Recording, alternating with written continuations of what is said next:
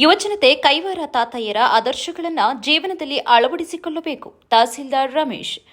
ಪ್ರಸ್ತುತದಲ್ಲಿ ಯುವಜನತೆ ಕೈವಾರ ತಾತಯ್ಯ ಅವರ ಆದರ್ಶಗಳನ್ನು ಜೀವನದಲ್ಲಿ ಅಳವಡಿಸಿಕೊಂಡರೆ ಉತ್ತಮ ಸಮಾಜ ನಿರ್ಮಾಣ ಮಾಡಲು ಸಾಧ್ಯ.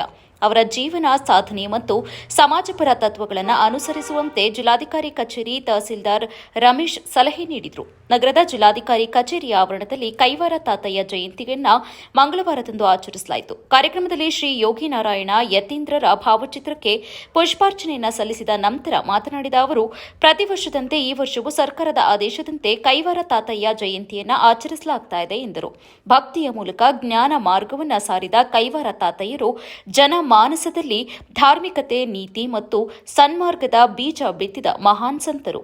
ಯೋಗಿ ನಾರಾಯಣ ಯತೀಂದ್ರ ಎಂಬ ಹೆಸರಿನಿಂದಲೇ ಪ್ರಸಿದ್ಧರಾದ ಅವರು ಕೇವಲ ಆಧ್ಯಾತ್ಮಿಕ ನಾಯಕರು ಮಾತ್ರವಲ್ಲದೆ ಭವಿಷ್ಯ ಜ್ಞಾನಿಗಳಾಗಿಯೂ ಗುರುತಿಸಿಕೊಂಡಿದ್ದರು ಎಂದು ಹೇಳಿದರು.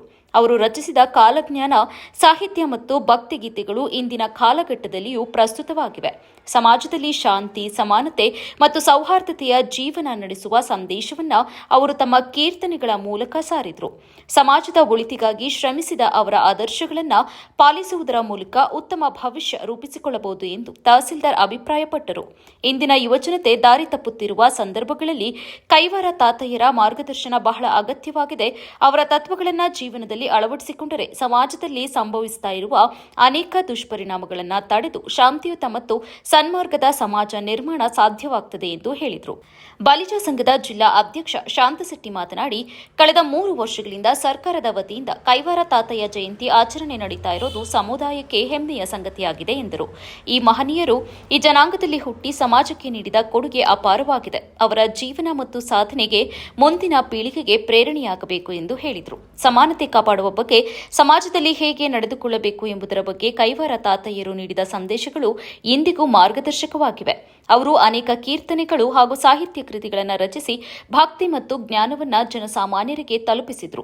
ಜೀವನ ಪೂರ್ತಿ ಸಮಾಜೋದ್ಧಾರಕ್ಕಾಗಿ ತ್ಯಾಗಮಯ ಜೀವನ ನಡೆಸಿದ ಅವರು ಕೊನೆಗೆ ಸಜೀವ ದೇಹತ್ಯಾಗ ಮಾಡಿದ ಮಹನೀಯರೆಂದು ಸ್ಮರಿಸಿದರು. ಸಮಾಜದಲ್ಲಿ ಶಾಂತಿಯುತ ಬದುಕು ನಡೆಸೋದು, ಪರಸ್ಪರ ಗೌರವ, ಸಹಬಾಳ್ವೆ ಕಾಪಾಡುವುದು ಅವರ ಮುಖ್ಯ ತತ್ವ ಸಿದ್ಧಾಂತವಾಗಿತ್ತು. ಆ ಆದೇಶವನ್ನು ನಾವು ಎಲ್ಲರೂ ಜೀವನದಲ್ಲಿ ಅನುಸರಿಸಬೇಕು ಎಂದು ಕರೆ ನೀಡಿದರು. ದೇಹ ತ್ಯಾಗ ಮಾಡಿದ್ದಾರೆ ಸಮಾಜಕ್ಕೋಸ್ಕರ. ಅವರ ಮಾರ್ಗದರ್ಶನದಂತೆ ಅವರು ಸಮಾಜಕ್ಕೆ ನೀಡಿರುವ ತಿಳುವಳಿಕೆ ನೀಡಿರುವ ಸಾಹಿತ್ಯಗಳನ್ನು ರಚನೆ ಮಾಡಿರುವ ರೀತಿಯಲ್ಲಿ ನಾವೆಲ್ಲ ಬಾಳಿದರೆ ಸಮಾಜಕ್ಕೆ ಒಳ್ಳೆಯದಾಗುತ್ತೆ ಅಂತ ಹೇಳ್ಬಿಟ್ಟು ನಾವೆಲ್ಲ ಶಾಂತಿಯಾಗಿ ಬದುಕಬೇಕು ಅಂತ ಹೇಳಿ ಇದು ಮಾಡಿದ್ದಾರೆ.